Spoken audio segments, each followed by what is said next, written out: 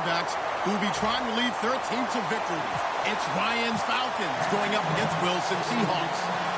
With that, let's get you up to Seattle. We're standing by are our commentators, Brandon Guyton and Charles Davis. With the beautiful Puget Sound just to our west, you get a look inside CenturyLink Field here in Seattle. Today, we've got a good NFC matchup on tap between the Atlanta Falcons and the Seattle Seahawks.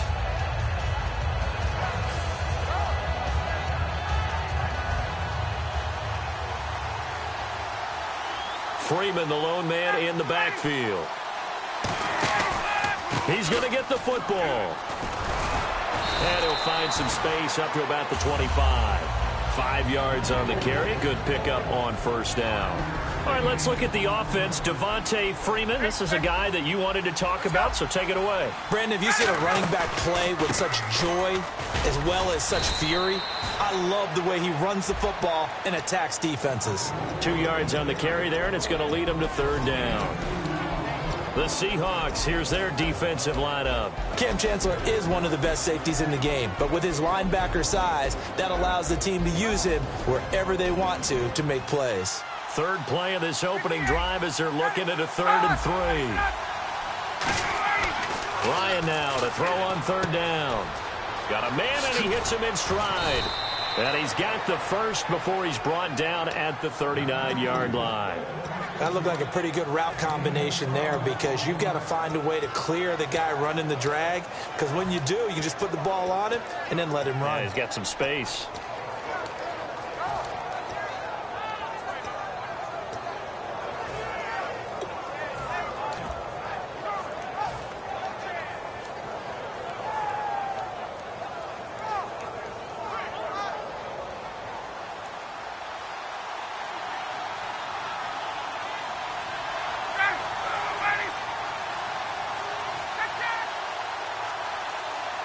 Time running out here on the play clock. Coleman now. They find some open field here. And for Coleman, if you combine the rushing and receiving yards, close to 1,000 last year. He had 8 touchdowns as well, and was just really a great 1-2 combo with Devontae Freeman. An outstanding one, and just think, if he's on just about any other NFL team, he's probably the lead running back. And Devontae Freeman gets the bulk of the carries. But Coleman, when he does get his hands on the football, he reproduces a big way, speaking of the numbers you just gave. This is Coleman. That one goes for 36 yards. Outside handoff to the right side. If you're a running back, you love getting the ball early so you have vision to see what's happening in front of you. Right tackle likes that call. Big play for him, but don't forget about the guys you always tell me on the backside sealing off. When they talk about cutoff blocks, making sure no one can leak from the backside that can run a play down. Yeah, nobody leaked. Big play. This is Freeman on 1st and 10.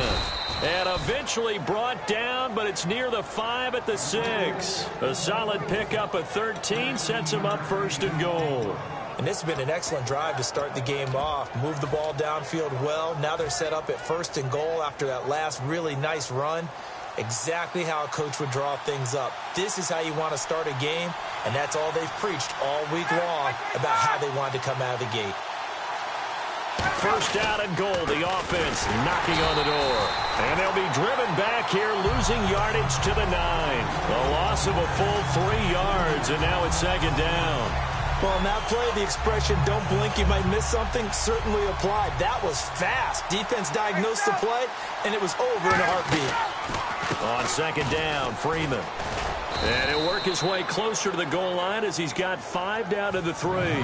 2 straight shots on the ground. Now on 3rd, do you go to the air?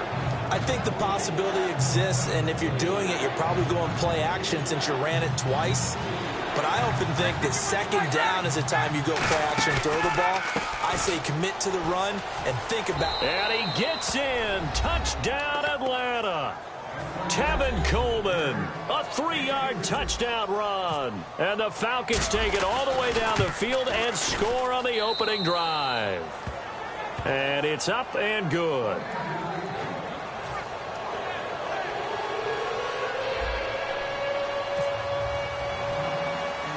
Now after the touchdown, it's Bosher to kick it away. Tyler Lockett now with a return. And he's up across the 25 and down at the 28-yard line.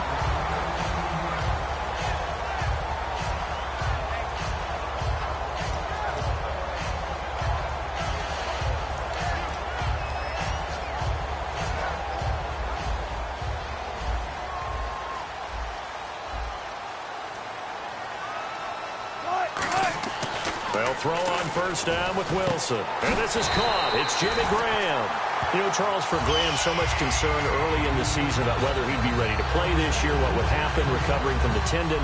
Not only was he ready, he played every game this season for Seattle. And it wasn't just the injury concern with Jimmy Graham. It's how Seattle runs their offense. Remember, when he was in New Orleans, he could expect a ton of passes to come his way. A fight for the football, and it's intercepted. A great read, and it's picked off. And a big turnover there as his guys will get the football back. Atlanta now coming out on the field. And that last drive, it was all about the ground game, ground and pound. And I don't care how we're playing the game these days, offensive linemen still want to fire out and smack the guy opposite them and move the football on the ground. They feel better about that. That's what they want to do. That's how they want to play, and that's how they got it done. Yeah, and they got it for a touchdown last drive. Let's see what happens here. So let me make sure I have this right. He's already found the end zone once, and now he's ripped off a big chunk of yardage here on this one. His confidence is awfully high. So now I've got to put myself in the shoes of the defensive coordinator. Do I go ahead and sell out to try and stop him and force him to do something different? Or do I risk him having a big monster day against my defense? Earl Thomas in on the stop. Alongside Charles Davis, Brandon Gaudin, it's the Falcons. They'll come out in the pistol. A fake to Freeman. Now it's Ryan. Incomplete on the right side. It's Tammy. And he'll be taken down, but not before he gets into enemy territory. 23 yards on the play.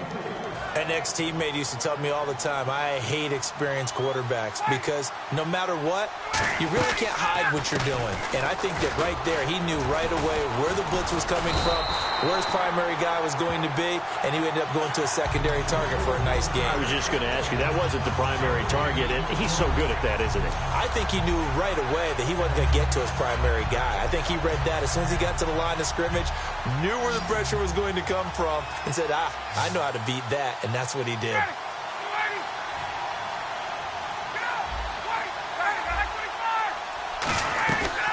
Again, they'll run with Freeman. And nowhere for him to go again. He'll get back to the line of scrimmage. That's it.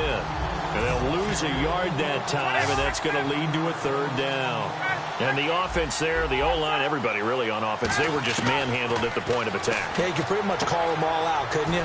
Almost by name, right? There he goes, right side. Touchdown, Falcons.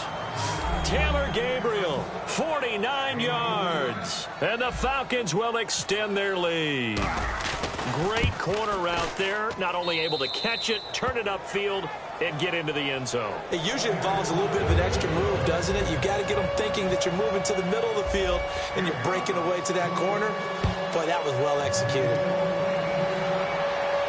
This fielded a few yards into the end zone.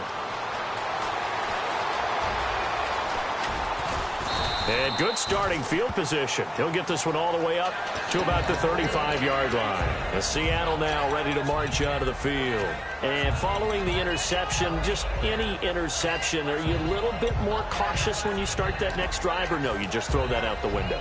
I think you are. I don't think that there's any way you can run back out there and go, totally didn't affect me. Let's just go ahead and be loose with the football again. You're going to take care of it, but you have to be careful about being too cautious because now you can't run any. And he fires one that's intercepted. A great read, and it's picked off. And his crew will take over with a football at the 35-yard line.